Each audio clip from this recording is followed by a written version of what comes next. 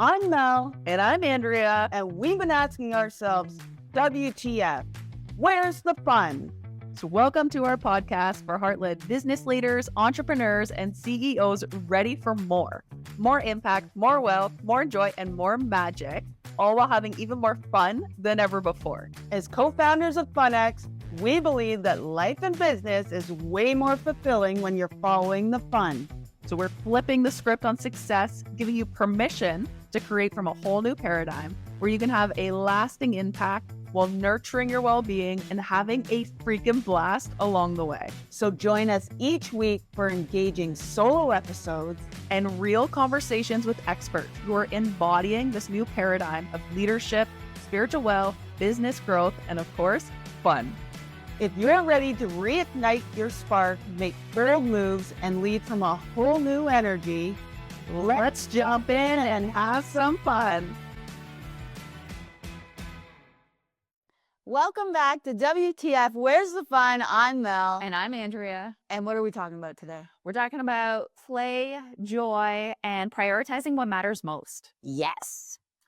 So I've actually had this video, and you might have seen this video. It's of Gabor Maté. He is on a podcast, and he was a physician. He does a lot of work around it. A lot of it's around like the unconscious childhood trauma, but helping people to reconnect back. And So many people were sending you this video, right? so many people. And I had seen this before, but I don't know that I've actually seen it in this light before, in the sense that this is exactly the point in which I'm talking about in the keynote, what we're trying to share in the podcasts. And it's so much deeper than this actual clip. So Yeah. maybe what I can do in the show notes is actually tag this clip, or I will do another Instagram post on it. And you might not recognize the name, but once you see him, you might actually recognize him. He's on a lot of different books, TVs. He's really well known in his field. But this is the essence of what he shares in it. Basically, he's saying that if he could choose to do his life over again, he would do it differently. And the thing for him, like something that the way in which he shares this is the story of Winnie the Pooh, which is a side note. As a kid, that was my favorite. I don't know if you knew this, but that was my favorite story and book. And when it was my birthday, everyone would buy me Winnie the Pooh stuff. That was my thing.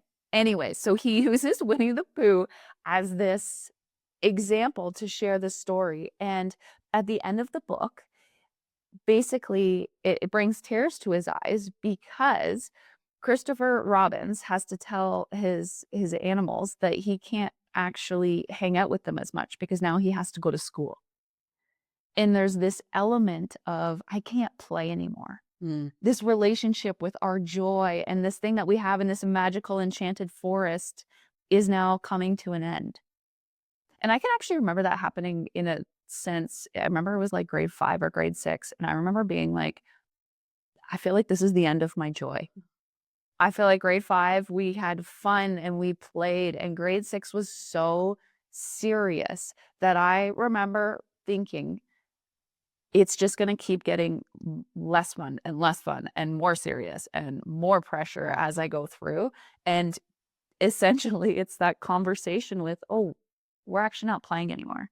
And why he said he would do things differently is because he was so driven to work hard, especially in his time in school as a physician, in this drive to succeed and really to achieve. What happens is he ignored what mattered most.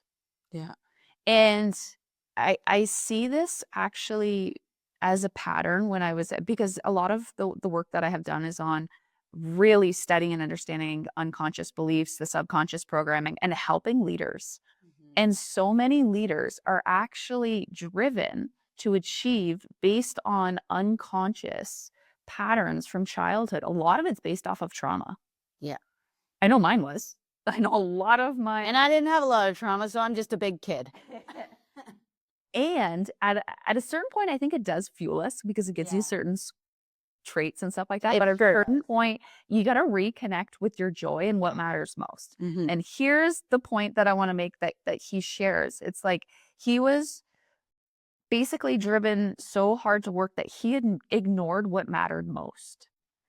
And I think this is easy to do. It's easy to ignore the things that truly matter to us in pursuit of achievement, success. Because people think that they can't have both? There's a couple things. Or that they need to pick one over the other? So if we were to just say what he was saying to validate basically why people work a lot, it was to validate the existence, to validate, it could be not enoughness, it could be survival. Like you genuinely had to do the things that you had to do in order to survive. A lot of it was driven from childhood. So I don't think there's one reason why people work more than they need to, but I think as a society we're conditioned that is the way to do it. And what was your question? Say it again. People think that they can't have both. And I do think in some situations that is, you have to work hard. If you're serious, that's how you get ahead. Or if you're in joy and play, you're not as professional. Or work and fun don't mix. Or even in school when they're like, you have to, like, plays for recess. You're not having any fun. Scheduled in. Exactly. You're not having any fun during the process. No. Or if you work hard, good things will happen for you. So good things aren't going to happen for you if you're having fun. I know. In the process. And there's also leaders who do the opposite of this. Sarah Blakely's, I think, a great example. She believes that you don't have to be so serious to be taken seriously. And I think there's actually a new wave where more and more people are starting to realize that how they feel and what matters to them actually is an accelerant for their success.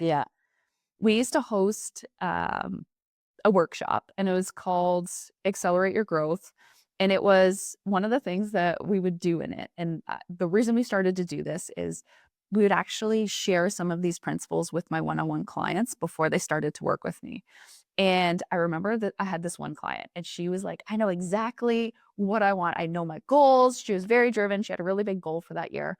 And she could list them, like increase revenue. Like she had them, like dialed in.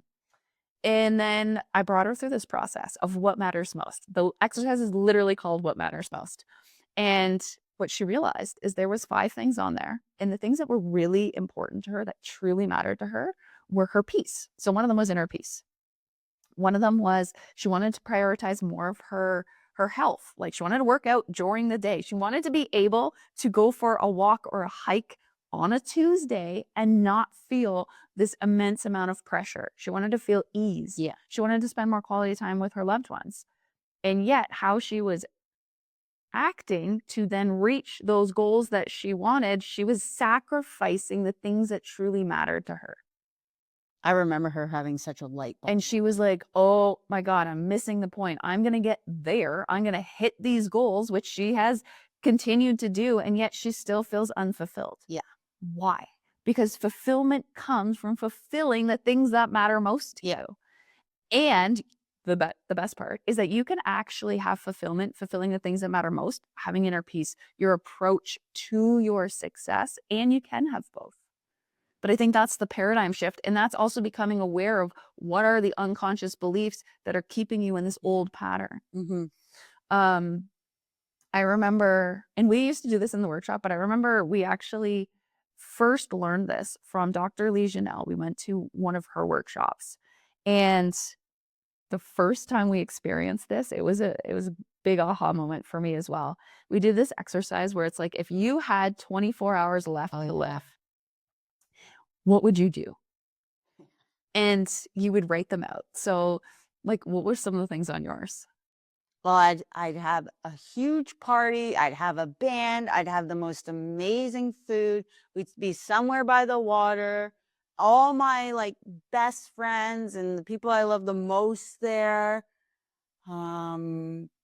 There's like, you'd have sex within the last 24 hours. You drink your favorite drink, eat your favorite food, talk to your favorite people, dance, sing, like all the juicy. For me personally, I wouldn't be sitting there doing like my books. Like I wouldn't be figuring any of that stuff out. But that's me. There was one lady in the course who was like, this is going to sound weird, but I would be organizing my arrangements like For her finances, and that was a value of and her. that was and that was fine. That was fine for her. And it was really neat because there was probably like, I don't know, 20 people Yeah. in this workshop. And she would go around and she'd be like, okay, so who here, like would spend time in nature? Yeah. You raise your hand. Who would, I don't know, Have sex. have sex? Who would throw a party? Who would tell people that they love the most that they love them? Yeah. And then it's like, she goes through all this and then she's like, who here would be working? And then like literally no one raised their hand. And yet the reason why most of us were there is because we wanted to accelerate our careers. We're very driven. And there's nothing wrong with that. No. And I think it's the and that is important. And you can still prioritize the things that matter most. Yeah. You don't have to sacrifice the things that really mean the most to you. And sometimes we lose sight of that. I know I lost sight of that in policing. Mm-hmm. And I lost sight of that years ago when we were living somewhere else and I had my paint company. And now we're up here and I have way more balance and I'm running it way better. And I don't even know if balance is the right word. Harmony might be a better word. Yeah. Or priority, or just like, Yeah. I don't know. But you lose sight because you're driven. And underneath that undercurrent is usually an unconscious belief or fear or pattern that probably didn't even stem from us, just like Christopher Robin, who then couldn't spend time in this magical enchanted forest because he had to go live in the school in the quote unquote real world. It's like, but what if we could live in the enchanted forest? What if that was part of the journey? Yeah. What if play and joy and the prioritizing the things that matter most to you actually amplified the things that you're doing? Yeah. And that is where I believe that we have said recently, and I can honestly say that I'm happier now than I have ever been in my entire life. Yep. A lot of that is I have released a lot of the unconscious beliefs, but also I have been prioritizing the things that truly matter to me. Yep. And figuring out what that is and then allowing myself to enjoy that. Mm-hmm. So the reason I wanted to share this with you is because sometimes we can get caught up in life. Yeah. In our dreams and our goals. In our heads. And even from a good way. Like, it's okay to be super ambitious and dialed in. Yeah. And it's also okay to allow yourself to have some joy. And some things that have nothing to do with achieving. Like, maybe it's, I don't even know, making, like, I made coleslaw. Oh God. This week coleslaw for fun. And it's all I fucking hear about. So good. And then somebody sent me this. Coleslaw is like your version of sourdough. So true.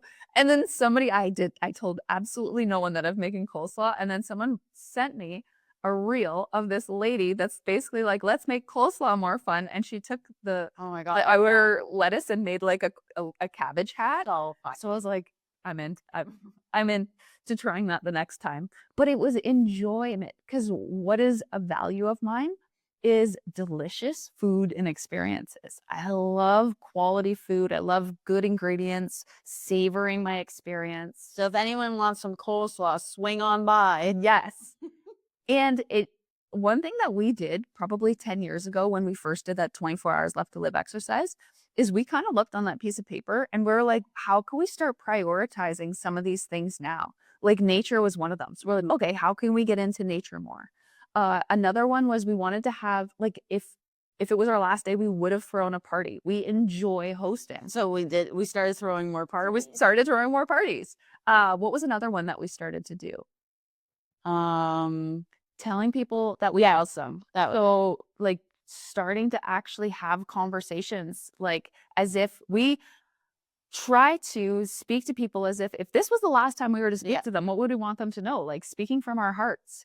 And we just started to implement that. And I think it also makes you present with people. 100%. And it also makes you live with no regret. Yeah, 100%. So I would say, which then gives you more peace and joy and like the fulfillment that you really do want. Start it now.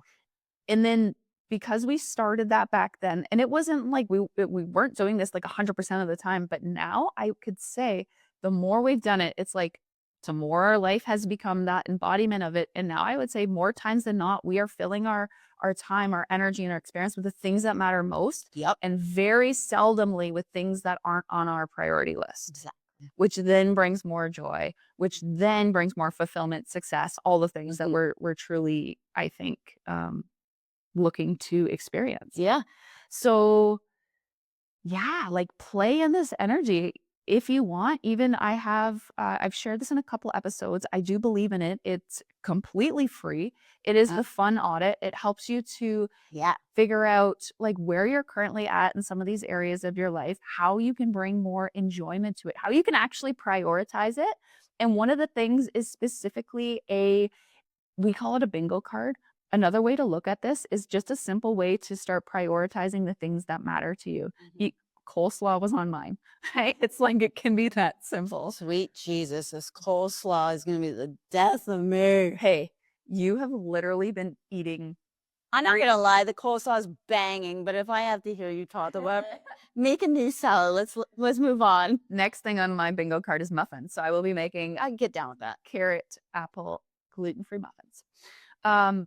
So yeah, I'll put the link in there. Yeah. Prioritizing things that matters most, and know that we can flip the script on success, and that your enjoyment, your prioritizing of the things that truly matter are the path to fulfillment. Thanks for listening. I'll catch you on the next one. Thanks for listening to WTF. Where's the fun? We're Andrea and Mel, and we're so excited to be on this journey with you to see how fun it can get. If today's episode brought a little bit more fun into your world, be sure to subscribe, share with a friend, and leave us a review. And remember, life and business is so much better when you're following the fun. So let's have some fun.